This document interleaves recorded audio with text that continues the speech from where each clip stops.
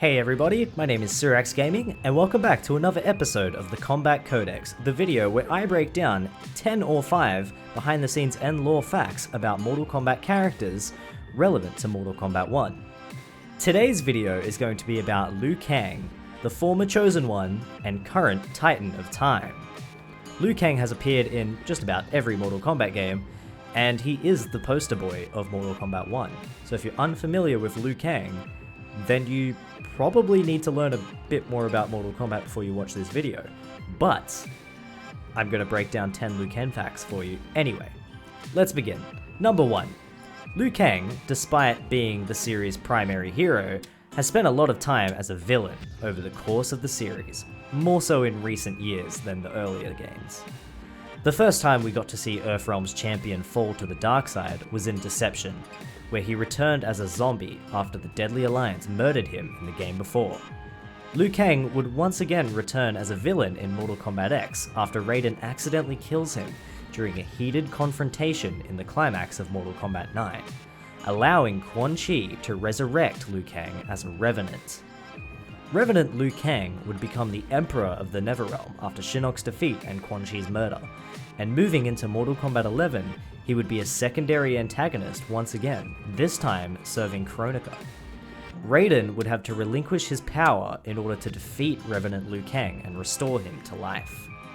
Fact number 2. Liu Kang is one of the few Revenants in the series to be restored, although it's much different in his case compared to the others. God of Fire Liu Kang, or as we know him now, Titan Liu Kang, is actually an amalgamation of the young heroic Liu Kang's soul from the MK9 era, and an older Revenant Liu Kang's soul from MK11, as well as Raiden's power and godhood. And after he destroys Kronika, he also claims her power and dominion over time. Canonically, Titan Liu Kang should be more powerful than any other character, rivaled only by the likes of Titan Shang Tsung, who possesses the souls of several warriors and Kronika, and the One Being, who is literally all of existence, but he's more of a storytelling device than an actual character. But as we know in Mortal Kombat 1, Liu Kang does relinquish his power over time just to be a standard protector of Earthrealm. Typical, basic god. Which is, if it works for him, it works for him. Moving on to fact number 3. Liu Kang has only ever missed a single mainline Mortal Kombat game, which was Deadly Alliance, and he still appears in the intro and is influential and absolutely critical to the story of that game. Before this, Liu Kang appeared in all 4 mainline games, and he went on to appear in every mainline game after as a playable character. The only games completely absent of Liu Kang are some of the spin-offs like Mythology's Sub-Zero and Special Forces.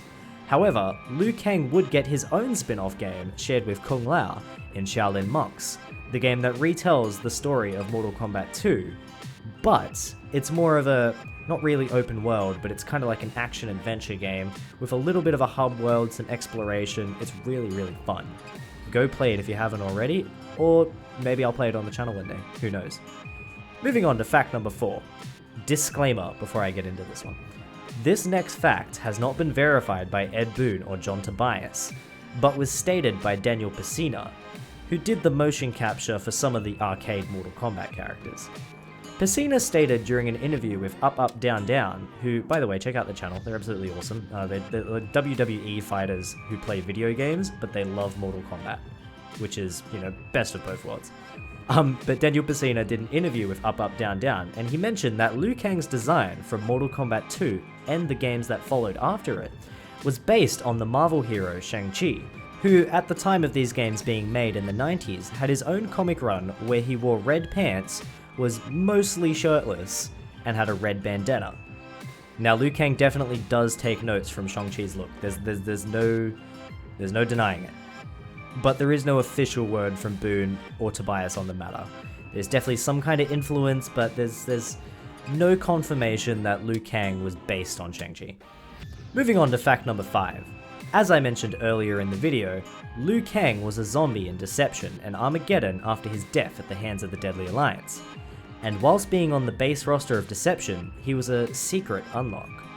To get zombie Liu Kang, you must complete the Conquest mode of the game, which is the primary story following Shujinko's quest. This isn't super hard to do, Conquest is super fun, it's not challenging, it takes it easy on you, but it does take a bit of time to complete, after which you get Liu Kang. Midway, at the time, intended for this to actually kind of be like a big shocking surprise, so Liu Kang wasn't featured in any promotional material for Deception before its release, and there was no high definition renders of Liu Kang publicly released before the game came out to try and avoid leaks or spoilers. Moving on to fact number 6. Zombie Liu Kang technically hasn't appeared in an official capacity since Armageddon, and no, Revenants are not zombies, it's different, it's really different. However, it is possible to play as Zombie Liu Kang in Mortal Kombat 9, using the Zombie Combat modifier, which can trigger randomly and test your might if you get lucky with the little slot machine thing that gives you your modifiers, or if you activate the Zombie Combat specific code. This doesn't give Liu Kang any different moves, he doesn't get anything that Zombie Liu Kang had, even though most of Zombie Liu Kang's stuff was just Liu Kang stuff, but it makes him look like Zombie Liu Kang, so boom, there's your quick little fun fact. Moving on to fact number 7. There is loose, mostly non-canon, evidence from intros in Mortal Kombat 11 that suggests Liu Kang's power is in some way connected to that of the Dragon King Onaga. Cetrion will comment on Liu Kang's firepower matching that of Onaga during an intro, to which Liu Kang will get super offended, which is understandable, Onaga's super evil. Liu Kang also mentions the Dragon King in Mortal Kombat 1, as according to mirror match intros, there exists a timeline in which Liu Kang's timeline was taken over and is ruled by Onaga.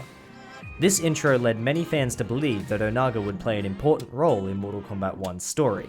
However, the Dragon King only appears in endings and some offhand comments in intros. Moving on to fact number 8.